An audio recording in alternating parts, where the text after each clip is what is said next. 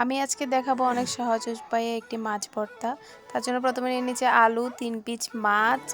তো এখানে বড় বড় করে নিয়ে নিয়েছি। তারপর দিয়ে দিলাম হলুদ গুঁড়া, তারপর দিয়ে দিব অল্প করে লবণ, তারপর দিয়ে দিচ্ছি একটু মরিচের গুঁড়া,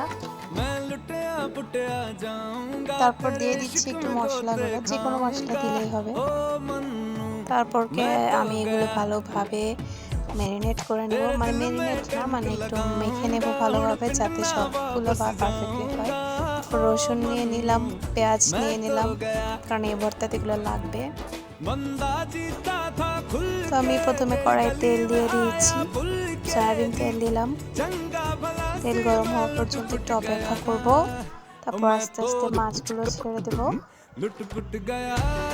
তারপর আলুগুলো ছেড়ে দেব। এখানে আমি কাতলা মাছ নিয়েছি, আপনারা যে কোনো ধরনের মাছ নিতে পারেন। তো আমি সবগুলো দিয়ে দিলাম একে একে, তারপর একটু নেড়ে দিচ্ছি, তারপর রসুনগুলো দিয়ে দিচ্ছি। চুলার আঁচটা একটু কমিয়ে দিলাম মিডিয়াম আছে। তারপর শুকনো মরিচগুলো ভেজে নিয়েছি। এখানে সরিষার তেল দিয়ে দিলাম, সরিষার তেল দিয়ে ভেজে নেব।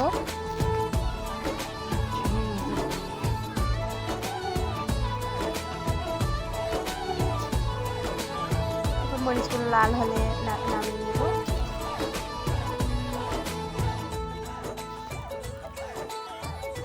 মরিচগুলো ভালো করে ভেজে নেবেন। তারপর আমি পেঁয়াজ দিয়ে দিচ্ছি ওই সরিষার তেলে। আমি 3টে পেঁয়াজ কেটে নিয়েছি। পেঁয়াজগুলো যতক্ষণ না পর্যন্ত বাদামি কালার আসছে ততক্ষণ পর্যন্ত নেড়ে নেব।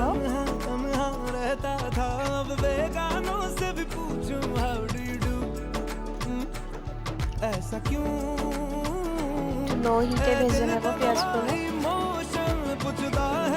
এখানে আমি আলু, পেঁয়াজ সব কিছু ভেজে একসাথে করে নিয়েছি। মাছগুলো লাল লাল করে ভেজে নিয়েছি। আলুগুলো পারফেক্ট সিদ্ধ হয়েছে। সব কিছু যেন পারফেক্ট সিদ্ধ হয় এটা দেখতে হবে। মরিচগুলো ছেড়ে দিচ্ছি, এখান থেকে বোটা ছাড়িয়ে নেব।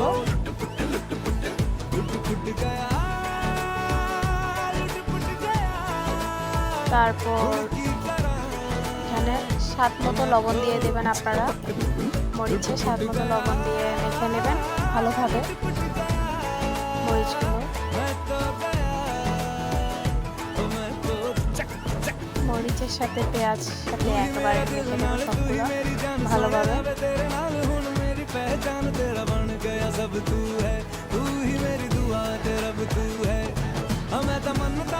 এখানে আমি মেখে নিচ্ছি হালকা করে, মাছগুলো কাটা ছাড়িয়ে নিচ্ছি।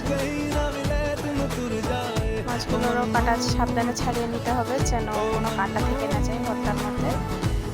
সবগুলো কাটা এক এক করে তুলে নিচ্ছি।